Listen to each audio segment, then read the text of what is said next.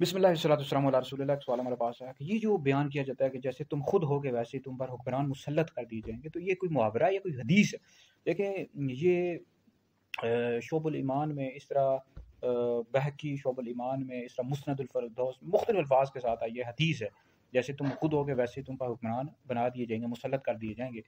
तो ये हदीस जो है ना, सनद के लिहाज से ज़ईफ़ है, लेकिन बहरहाल इसको बयान कर सकते हैं। और इस तरह मिशकात शरीफ में भी हदीस मौजूद है ये, लेकिन वो तवील हदीस है, लंबी हदीस है, ठीक है जी। उसमें मुख्तलिफ अल्फाज आए हैं। तो बहरहाल ये बिल्कुल बयान कर सकते हैं, जैसे तुम खुद होगे वैसे ही तुम पर हुक्मरान मुसल्लत कर दिए जाएंगे। तो देखा जाए तो लोग जैसे होते हैं वैसे ही उन पर हुक्मरान मुसल्लत किए जाते हैं, ये दुरुस्त भी है। अब हमारे अगर पाकिस्तान में देखा जाए तो आप इसमें लोग हैं नमाज पढ़ते को नहीं है, 70-80% लोग बेनमाजी हैं, ड्रामे देखते हैं, फिल्में, गाने बाजे, झूठ, गीबत, चुगली।